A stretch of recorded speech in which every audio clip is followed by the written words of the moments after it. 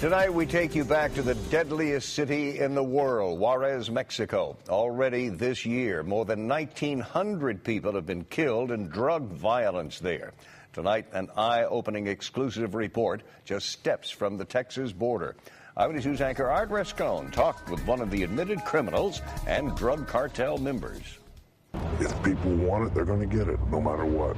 If I'm here, if I'm not here, there will be always a supply. Last night, you met this man, an admitted drug cartel henchman.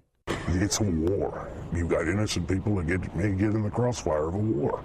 They're casualties. He is cold, callous, unrepentant, and the epitome of a thug, supplying the cartels, he says, with everything they need. The imminent war's fixed to break out. In order to fight a war, you're always going to have weapons and supplies.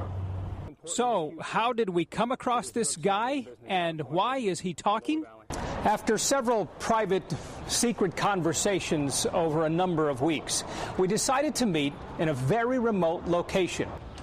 Right here, in the middle of nowhere, in this massive warehouse. It was the perfect location for a drug smuggler to divulge his most deepest secrets. Okay, I predict in the future, the president of Mexico probably going to be assassinated. You create too much of a wave, he'll be assassinated. Mexican President Felipe Calderon has sent 8,000 troops to Juarez to try and gain control of the city. But so far, it hasn't worked.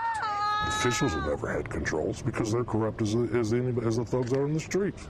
So how do you shut down a cartel? You dismantle it, you kill the individuals. Granted, all you're going to do is it's just like a tail on a lizard. You take it off, another one grows. You take that one off, another one grows. So when you're taken out, there's another to replace you. There always will be. But you're not afraid of that. No. He's not afraid to die, and in fact, he readily admits that someday he will become a victim of his own deadly trade. You afraid of anything? No. You know that for a fact. But until he answers for his crimes, he'll continue to do what he does best, supply the cartels, and care nothing for the thousands being killed. There's no guilt whatsoever, is there? What for? I didn't force a person to do anything they didn't want to do. You talk as though you just have a job. Life goes on. But for so many, life doesn't go on. All the dead were laying. For these women, it was nearly put to an end. No puede dormir. You can't sleep. Y tiene mucho miedo. Mucho miedo, Really afraid. 18 people were gunned down execution style right in front of this elderly woman's home. Her daughter, a Houstonian, rushed to be with her mother. See people driving and shooting everywhere, and you just get scared. Despite the enormous number of killings right here in this city, life, of course, must move forward. Here at the Central Park, people continue to gather. Right at the foot of the cathedral, where only days ago the drug cartel gunned down 2 people and dumped their bodies here. And will it spill further into Texas? Absolutely, he says. It will in the future. It's going to escalate and escalate, continue to escalate. So what does he think about us reporting from Juarez, Mexico? You might as well write your last will and testament. It's that bad? There's no guarantee of coming back.